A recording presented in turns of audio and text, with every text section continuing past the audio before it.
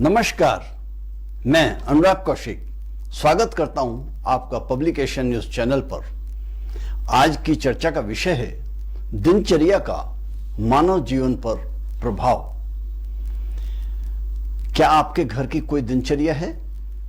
क्या आपके यहां उठना, सोना, देवता नमस्कार, भोजन, भजन, मिलकर बातचीत करना आदि बातें हैं? क्या आपके घर के सभी लोग हर दिन स्नान, ध्यान, व्यायाम करते हैं? यानी पुरानी पीढ़ी व आज की पीढ़ियों में बहुत अंतर दर्शाने वाली ये तीन बातें हैं। क्या आपके घर वालों को अपना अपना काम स्वयं करने का स्वभाव है? परिवार में एक दूसरे के कार्यों में स्वेच्छा से सहयोग करने की भावना है? क्या घर में बच्चे गृह कार्य में मां का हाथ बटाते हैं?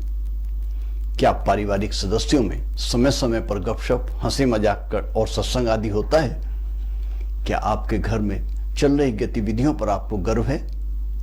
क्या आपके घर में कोई विधि निषेध अर्थात क्या, कब, कैसे करना या ना करना चाहिए सबको पता है? तो मित्रों, हमसे यदि आज हमारी कोई बहुमूल्य वस्तु खो गई है तो वो है हमारा समय। हमारे पास समय नहीं है।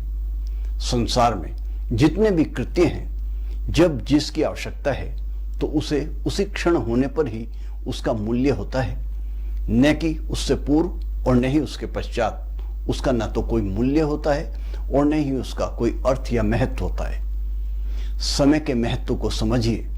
नियत समय सीमा में अपने कार्यों को पूरा कीजिए। समय को कभी भी नष्ट मत करिएगा। कहावत है, टाइम इज मनी। गलत है। टाइम देकर हम धन, यश, वैभव, यहां तक कि संसार की प्रत्येक वस्तु खरीद सकते हैं, किंतु सब कुछ देकर भी हम अपना टाइम यानी कि अपनी आयु नहीं बढ़ा सकते। इसलिए time is more than money. इस समय प्रबंधन के लिए कम बातें कीजिए, काम की बातें कीजिए और काम करने दीजिए वाली नीति का अनुसरण कीजिएगा। इसको अपनाइएगा।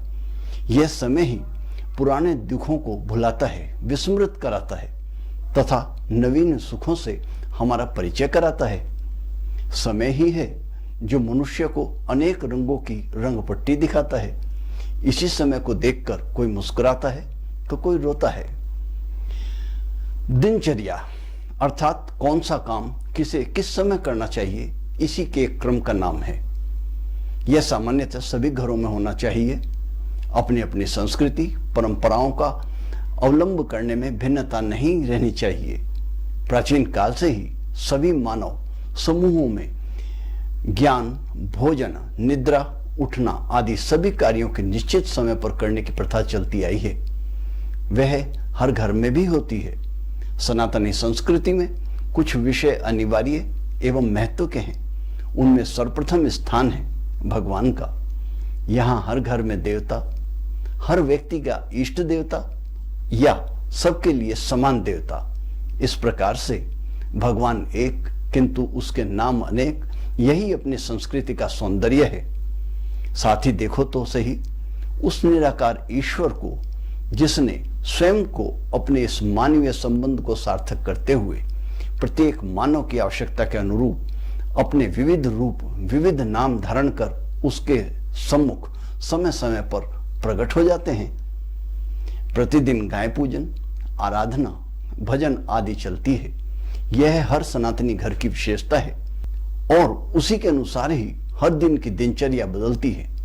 किंतु आज जैसे जैसे सभ्यता बदल रही है वैसे वैसे इनमें भी बदलाव दिखाई देते हैं। साथ ही साथ दिनचर्या विहीन घर भी हैं। दिनचर्या यानी कौन सा काम किसे किस समय करना चाहिए। किसी भी काम का कोई निश्चित समय होने से ही सभी यथासंभव तदनुसार सदस्य समायोजन कर लेते हैं, किंतु आज के बदले हुए परिवेश में हर किसी के काम का एक दूसरे के काम से मेल न खाने के कारण दिनचर्या लागू नहीं हो सकती। केवल प्रयास किया जा सकता है।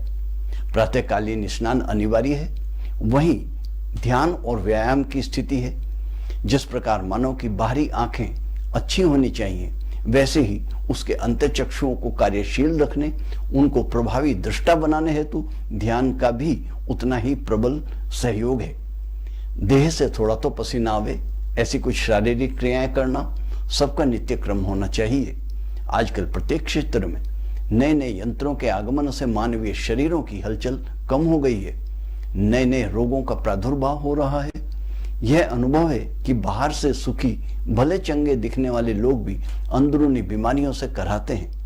अतः यंत्रों का उपयोग करते हुए भी उनका दास न बनना, अपना शरीर बलिष्ठ रखकर उसे सुखी रखने की क्षमता बचा कर रखने हेतु हर दिन थोड़ा व्यायाम जरूर करना चाहिए। सभी लोगों को परिपाटी परिवार के चलानी होगी है, तभी स्वस्थ एवं सुंदर वातावरण बना रहेगा। साथ ही स्वयं कर सकने वाले कामों की पहचान करते हुए अन्य सदस्यों को उन्हें करने के लिए प्रोत्साहन देना चाहिए। इससे हर व्यक्ति स्वावलंबी होता है। केवल धनार्जन ही जीवन का केंद्र बिंदु बने, घरों में किसी को भी अवकाश नहीं होता है। वहां संगीत, साहित्य, कला, सेवा, दान, धर्म आदि विषयों के लिए कोई स्थान नहीं मिलता। हमें अपने बच्चों को उनकी उपस्थिति में ही, चाहे हम किसी भी परिवेश में रहें, किंतु यह अच्छा नहीं है। क्या करना चाहिए, क्या नहीं करना चाहिए, कैसे करना चाहिए, कब करना चाहिए और कब नहीं करना चाहिए।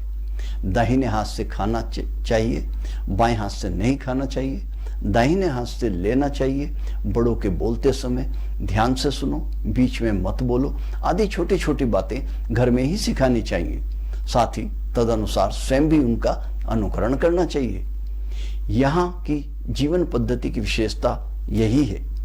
पहले बुजुर्गों द्वारा इसका पालन होने के बाद ही छोटों से इनको अवगत कराना चाहिए। बच्चों ने यदि गलती की तो उसमें सुधार करते हुए ऐसा करो, यस कहकर बताकर उसमें सुधार लाना चाहिए। यह विधि निषेध ही व्यक्तित्व के विकास के प्रक्रिया बिल्कुल सूक्ष्म चित्रकारी करने जैसी है। इसके परिपालन से सुंदर व्यक्तित्व का सपना साकार हो सकता है। तो जानकारी कैसी लगी बताइएगा। धन्यवाद। बने रहिएगा हमारे साथ पब्लिक एशिया न्यूज चैनल पर। नमस्कार।